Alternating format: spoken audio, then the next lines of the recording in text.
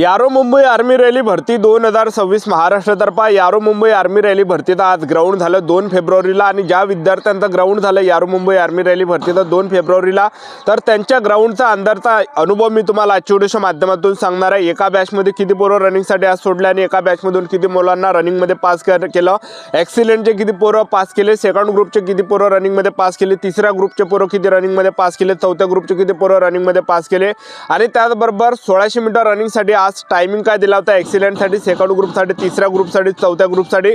आणि ग्राउंडच्या अंदर मुलांनी आज कोणकोणत्या चुका केल्या, ज्यांनी चुका केल्या त्यांना डायरेक्ट घरी पाठवण्यात आला। कोणकोणत्या गोष्टीत आपल्याला लक्ष ठेवायचं, कोणकोणत्या आपल्याला चुकांनी करायच्या आहे, ग्राउंडच्या अंदर उंची किती घेतला जात आहे, छाती किती घेतला जात आहे, वजन किती घेतला जात आहे, ग्राउंडच्या अंदर कागदपत्र कोणकोणते चेक केले जात आहे, कोणकोणते डॉक्युमेंट आपल्याला लागत आहे, कोणकोणते डॉक्युमेंट आपण नेले नाही तर घरी आपल्याला पाठवणार आहे। तर संपूर्ण माहिती मी तुम्हाला आजच्या व्हिडिओच्या माध्यमातून सांगणार आहे। आज यारो मुंबई आर्मी रॅली भरतीचं ग्राउंड कशा प्रकारे झालं 2 फेब्रुवारीला याबद्दल आजचा व्हिडिओ खूप महत्त्वाचा होणार आहे। व्हिडिओ शेवटपर्यंत बघा आणि व्हिडिओला आताच लाईक करा। नमस्कार विद्यार्थी मित्रांनो, माझी नोकरी कॉर्नर यूट्यूब चॅनलवर मी गोपाल वानखडे तुमचं सर्वांचं सहर्ष स्वागत करतो। तर मित्रांनो, व्हिडिओचा थंबनेल बघून तुमच्या लक्षात आलं असेल की आपला व्हिडिओ कोणत्या टॉपिकवर होणार आहे। व्हिडिओ सुरू करण्याच्या आधी आपल्या यूट्यूब चॅनलला सबस्क्राइब करा, जेणेकरून प्रत्येक भरतीची अपडेट तुमच्यापर्यंत सर्वात आधी पोहोचेल। जास्त करून इंडियन आर्मी रॅली भरती, यारो मुंबई आर्मी रॅली भरतीच्या रिलेटेड जास्त व्हिडिओ आपल्या चॅनलवर अपलोड करत असतो आणि 10वी 12वी पास भरतीच्या रिलेटेड जास्त व्हिडिओ आपल्या चॅनलवर अपलोड करत असतो। व्हिडिओ सुरू करण्याच्या अगोदर सर्वांना एक रिक्वेस्ट आहे, तुम्ही आपला व्हिडिओ कोणत्या जिल्ह्यातून पाहून राहिले नक्की कमेंट बॉक्समध्ये सांगा, जेणेकरून मला सुद्धा अंदाज लागणार आहे की आपला व्हिडिओ कोणकोणत्या जिल्ह्यापर्यंत पोहोचू राहिला। तर आज जे ग्राउंड झालं, ज्या विद्यार्थ्यांचा ग्राउंड आज 2 फेब्रुवारीला होता, तर ते विद्यार्थी 1 फेब्रुवारीपासूनच ग्राउंडवर हजर होते।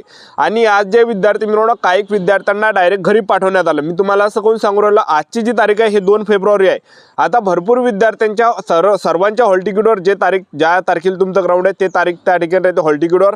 आज काही विद्यार्थी त्या ठिकाणी 2 फेब्रुवारीला आले, म्हणजे सकाळी आले, तर भरती त्या ठिकाणी झाली होती, तर त्या मुलांना डायरेक्ट घरी पाठवून दिलं। एक लक्षात ठेवा, कारण की भरती झाली होती, म्हणजे सांगायचं एवढंच की भरपूर विद्यार्थी यावर्षी नवीन आहेत, त्यांना काय वाटते की आपल्या हॉल तिकीटवर 2 फेब्रुवारी तारीख आहे, तर परत तिथं 2 फेब्रुवारीला आले तर त्यांना घरी पाठवलं। म्हणजे सांगायचं एवढंच की आर्मी भरतीला येताना आपल्याला एक दिवस अगोदर यायचा। आज 2 फेब्रुवारीला ज्या विद्यार्थ्यांचा ग्राउंड झाला, आज ज्या विद्यार्थ्यांच्या हॉल तिकीटवर 2 फेब्रुवारी होतं, ते विद्यार्थी 1 फेब्रुवारीला रात्री त्या ठिकाणी 8-9 वाजतापासून ग्राउंडवर हजर होते। त्यांना एक दिवस अगोदरच ग्राउंडच्या अंदर घेतलं आणि एक दिवस अगोदरच पासून त्या ठिकाणी ग्राउंडची प्रोसेस चालू होत आहे। म्हणजे सांगायचं एवढंच की आपल्या हॉल तिकीटवर जे काही तारीख असेल तर आपल्याला एक दिवस अगोदर आपल्याला ग्राउंडवर जायचं आहे, कारण की एक दिवस अगोदरपासून आर्मी भरतीची प्रोसेस चालू झालेली राहते 12 वाजतापासून। ठीक आहे, तर आज जे विद्यार्थी मिळवणं सर्वात अगोदर जे आज मी तुम्हाला सांगून देतो, या विद्यार्थ्यांचा 2 फेब्रुवारीला ग्राउंड होतं, तर ते विद्यार्थी 1 फेब्रुवारीला रात्री 8-9 वाजतापासून ग्राउंडवर हजर होते। सर्वात अगोदर त्यांना गेटच्या अंदर एंट्री दिली।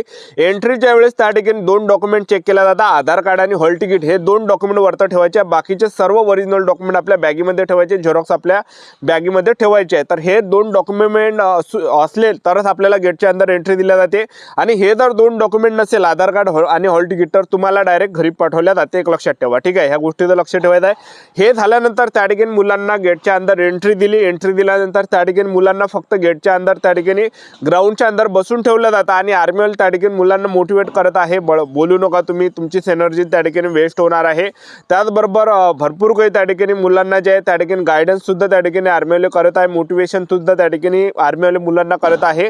आणि हे झाल्यानंतर जसे 12 वाजले तसे जे विद्यार्थी मिळवणं हॉल तिकीट स्कॅन केल्या, आणि त्याचबरोबर स्टार्टिंगला हाईट सुद्धा त्या ठिकाणी घेतलं जातं, आणि ज्यांची हाईट बसली नाही तर त्यांचं सुद्धा ग्राउंड त्या ठिकाणी होत आहे। तर हे झाल्यानंतर जे विद्यार्थी मिळवणं जसे 12 वाजले तसे हॉल तिकीट स्कॅन केल्या जात आहे। हॉल तिकीट स्कॅन केल्यानंतर त्या ठिकाणी आणखी मुलांना ग्राउंडच्या अंदर त्या ठिकाणी नेत आहे, आणि तिथं जे 100-100च्या मोजून त्या ठिकाणी बॅचा बनत आहे। त्या ठिकाणी 100-100 पोरं एका बॅचमध्ये मोजून त्या ठिकाणी बॅच बसवत आहे, आणि तिथून 100ची जी बॅच आहे तर ते उठवत आहे, आणि 1600 मीटर रनिंगसाठी ते धावण्यासाठी त्या ठिकाणी तयार करत आहे। आणि तिथंच आहे जे विद्यार्थी मिळवणं झेंडा त्या ठिकाणी खाली करते, आणि गो त्या ठिकाणी म्हणते। एक लक्षात ठेवा, लाल कलरचा झेंडा राहते, तसंच आपल्याला पळायला लागते, एक लक्षात ठेवा। तर 4 राऊंड त्या ठिकाणी आपल्याला मारायचे आहे, एक लक्षात ठेवा। तर आज एका बॅचमध्ये जे विद्यार्थी मिळवणं 100 पोरं रनिंगमध्ये सोडले, आणि 100 मधले जे विद्यार्थी मिळवणं 71 विद्यार्थ्यांनी रनिंग काढली। तर ॲक्सिलेंटचे जे पोरं पोरं घेतले. ॲक्सिलेंटचे जवळपास या ठिकाणी 22 विद्यार्थी ॲक्सिलेंटचे होते आणि सेकंड ग्रुपचे जे विद्यार्थी मिळून 27 विद्यार्थी सेकंड ग्रुपचे घेतले आणि तिसऱ्या ग्रुपचे जे विद्यार्थी मिळून 11 विद्यार्थी घेतले आणि चौथ्या ग्रुपचे या ठिकाणी 9 विद्यार्थी घेतले. अशा प्रकारे आज जे विद्यार्थी मिळून 71+ विद्यार्थी त्या ठिकाणी आज घेतले आणि ॲक्सिलेंटसाठी जो टाइम दिला जात आहे तर 5 मिनिट 20 सेकंड, 5 मिनिट 15 सेकंड ते 5 मिनिट 20 सेकंड पर्यंत जे विद्यार्थी मिळून ॲक्सिलेंटचे पोरं घेतलं जात आहे. 5 मिनिट 30 सेकंडच्या अंदर किंवा 5 मिनिट 35 सेकंडच्या अंदर जे दुसऱ्या ग्रुपचे विद्यार्थी सेकंड ग्रुपचे घेतलं जात आहे आणि तिसऱ्या ग्रुपचा जो टाइम भेटत आहे 5 मिनिट 45 सेकंड ते 6 मिनिटापर्यंत तिसऱ्या ग्रुपचा टाइम भेटून आला आणि चौथ्या ग्रुपसाठी जे टाइम भेटणार 6 मिनिट 15 सेकंड पर्यंत या ठिकाणी चौथ्या ग्रुपचा टाइम दिला जात आहे. तर पूर्ण फुल टाइम त्या ठिकाणी भेटत आहे. फुल टाइमचा आपल्याला या ठिकाणी फायदा घेता चांगले पोरं त्या ठिकाणी घेतल्या जातात. कोणकोणत्या बॅचमध्ये 70-80 पोरं सुद्धा त्या ठिकाणी घेतल्या जातात. काही आपल्याला लोड नाही घ्यायचा आहे, काही टेन्शन नाही घ्यायचं. आपल्याला जे विद्यार्थी मिळून जिद्दीन त्या ठिकाणी धावायचं आहे. आरामात आपण या ठिकाणी ग्राउंड काढणार आहे. एक लक्षात ठेवा, चांगले पोरं त्या ठिकाणी घेतल्या जात आहे. 70-80 अशा प्रकारे पोरं ज्या विद्यार्थी मिळून GDला घेतल्या जात आहे. एका बॅचमध्ये 100च पोरं सोडून आले. 100 पैकी 70-80 पोरं रनिंगमध्ये पास होता आणि 20 विद्यार्थी रनिंगमध्ये फेल होता. एक लक्षात ठेवा, जे फेल झाले त्यांना तिथूनच बॅगा उचलायला लावते आणि तिथून जे विद्यार्थी मिळून त्यांना गेटच्या बाहेर त्या ठिकाणी केल्या जाते. एक लक्षात ठेवा, ठीक आहे. ज्यांनी रनिंग काढली त्यांना बसून ठेवले जाते. त्यांच्या हातावर शिक्के वगैरे दिले जाते. ॲक्सिलेंटचा शिक्का, सेकंड ग्रुपचा शिक्का. हे झाल्यानंतर आणखीन विद्यार्थ्यांना त्या ठिकाणी बसून ठेवलं जातं. त्यानंतर मुलांना त्या ठिकाणी जे मुलांची त्या ठिकाणी काय होतं, लॉंग जम्पसाठी त्या ठिकाणी नेलं जातं. लॉंग जम्प घेताय पहिला इव्हेंट, त्याचबरोबर जिगजॅग सुद्धा घेतला जात आहे. लॉंग जम्प आणि जिगजॅग जर पडली नाही तर सुद्धा दुसरा चान्स आपल्याला भेटते, त्याला मार्क नाही. एक लक्षात ठेवा, ठीक आहे. त्यानंतर तिसरा जो इव्हेंट त्या ठिकाणी येतात 10 पुलअप्स आपल्याला काढायला लागते. 10 जर आपण पुलअप्स काढले तर 40 मार्क आपल्याला भेटणार आहे. 10 कमी पुलअप्स काढणार तसे कमी मार्क्स भेटणार आहे. आणि ॲक्सिलेंटमध्ये जर रनिंग काढली तर तुम्हाला 60 मार्क भेटणार आहे. सेकंड ग्रुपमध्ये जर आपण रनिंग काढली तर आपल्याला 48 मार्क या ठिकाणी भेटणार आहे. एक लक्षात ठेवा, ठीक आहे. तर हे झाल्यानंतर त्या ठिकाणी लॉंग जम्प जिगजॅग झाल्यानंतर पुलअप्स घेतल्या जाते. त्यानंतर मुलांना बसून ठेवल्या जाते. त्यानंतर आणखीन मुलांच्या हाईट त्या ठिकाणी घेतला जात आहे. तर 168 सेंटीमीटर उंची GD वाले विद्यार्थ्यांची घेतला जात आहे. GDचंच ग्राउंड चालू आहे सध्या. 168 सेंटीमीटर उंची घेतला जात आहे. छाती 77 सेंटीमीटर फुगून 5 सेंटीमीटर भरली पाहिजे. तुमची जर उंची 168 सेंटीमीटर पेक्षा जर कमी असेल, 1 सेंटीमीटर जरी कमी असेल तर आपल्याला बाहेर केलं जाते आणि आपल्याला रिजेक्ट त्या ठिकाणी केलं जाते. एक लक्षात ठेवा. आणि तुमचं छाती जर त्या ठिकाणी कमी केली तर आपल्याला त्या ठिकाणी काटल्या जाते. एक लक्षात ठेवा. आणि वजन 50 किलोच्या वरती असलं पाहिजे. 50 किलोच्या जर खाली असेल तर अपात्र केलं जाते, फेल केलं जाते. तुम्ही ॲक्सिलेंटमध्ये रनिंग काढा, सेकंड ग्रुपमध्ये रनिंग काढा, 10 पुलअप्सचा काढला तरी जे विद्यार्थी मिळून त्या ठिकाणी उंची, छाती, वजनामध्ये मुलं त्या ठिकाणी बाहेर होत आहे. एक लक्षात ठेवा. कटत आहे त्या ठिकाणी मुलं, त्या ठिकाणी त्यांना पर्ची त्या ठिकाणी दिल्या जाते. एक लक्षात ठेवा, रिजेक्टेडची, ठीक आहे. तर अशा प्रकारे प्रक्रिया आहे. आणि हे झाल्यानंतर त्या ठिकाणी जे विद्यार्थी मिळवणं मुलांचे डॉक्युमेंट व्हेरिफिकेशनची प्रोसेस होत आहे. तर डॉक्युमेंट आपल्याला 2 झेरॉक्सचा ओरिजिनल न्यायचे, ओरिजिनल डॉक्युमेंट सुद्धा आपल्याला न्यायचे आणि झेरॉक्स सुद्धा न्यायचे.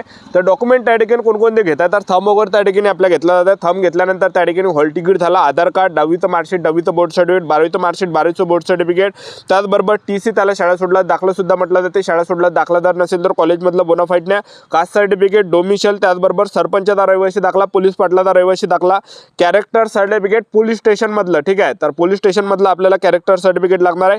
अनमॅरिड सर्टिफिकेट त्या ठिकाणी लागत आहे. त्याचबरोबर आपल्याला फोटो त्या ठिकाणी नाही, 40-50 फोटो त्या ठिकाणी सोबत राहू द्या. ज्या दिवशी रनिंग काढली त्या दिवशी लागत आहे 20 फोटो. त्याचबरोबर मेडिकलच्या दिवशी सुद्धा फोटो लागत आहे. त्याचबरोबर नोटरी आपल्याला न्यायची आहे. नोटरी आपल्याला वकिलाच्या घरी जाऊन करायची आहे. तहसीलमधली आपली नोटरी चालणार नाही. एक लक्षात ठेवा, वकिलाच्या घरी जायचा, वकिलाच्या घरून आपल्याला नोटरी करायची आहे. ज्यांनी केली नसेल तर करून घ्या.